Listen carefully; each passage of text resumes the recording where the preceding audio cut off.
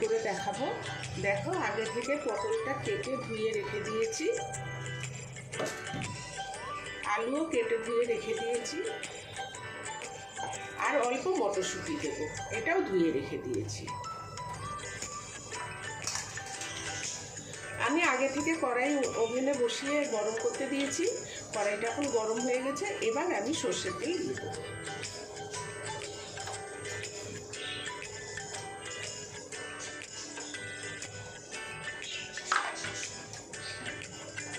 সর্ষের তেল গরম হয়ে গেছে, এবার আমি পটলগুলো ছেড়ে দেবো।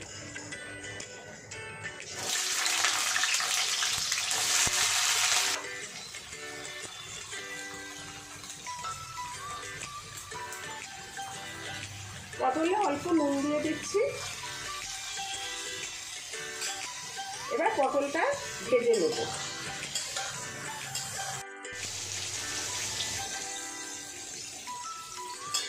দেখো, আমার পটলগুলো ভাজা হয়ে গেছে। এবার আমি পটলগুলোকে তুলে নেব।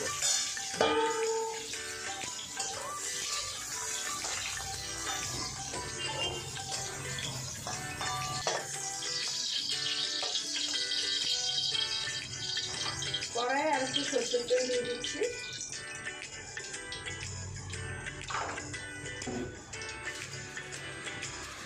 তেজপাতা, জিরে,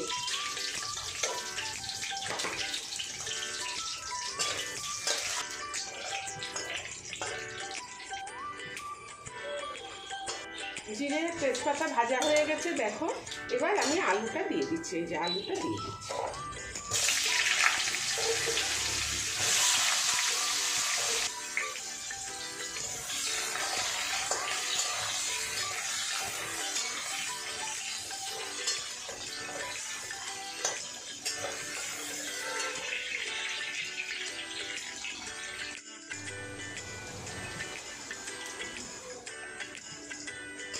দেখো, আলুটা একটু ভাজা হয়ে গেছে।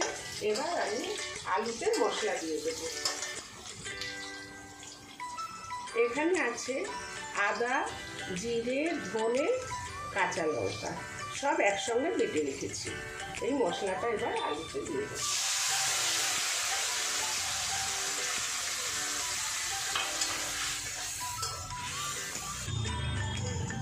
এবার মটরশুঁটিগুলোও দিয়ে দেবো।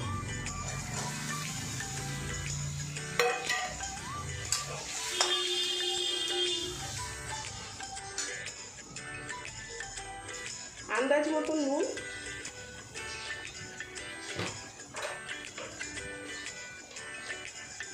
হলুদ,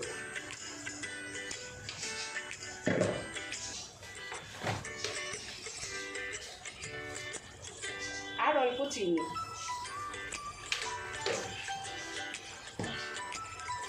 এগুলো দিয়ে ভালো করে কষে নেব।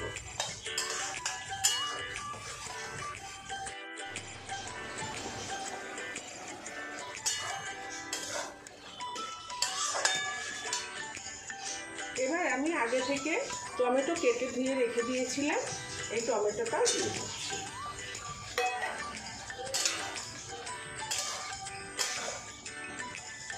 দেখো বন্ধুরা, আমার মশলাটা কষানো হয়ে এসছে। এবার আমি ভেজে রাখা পটলগুলো দিয়ে দেবো। এই যে পটলগুলো দিয়ে দিচ্ছি।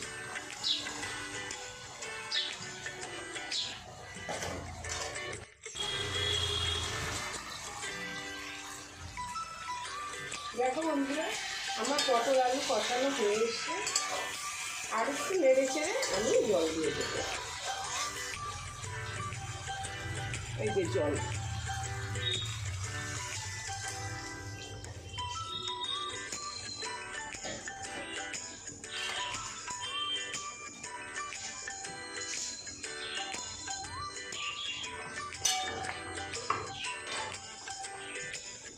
আমি এবার ঢেকে দিচ্ছি।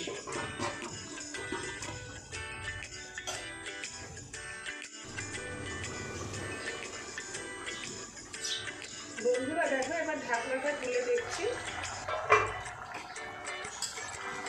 দেখো, আমার পটল আলুর তরকারিটা হয়ে গেছে। এবার আমি ঘি গরম মশলা দিয়ে দেবো। এই যে গরম মশলা, আর অল্প ঘি।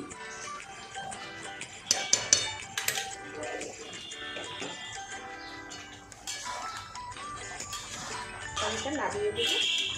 তোমাদের এই রেসিপিটা কেমন লাগলো আমাকে জানাবে, আর লাইক শেয়ার সাবস্ক্রাইব অবশ্যই করবে।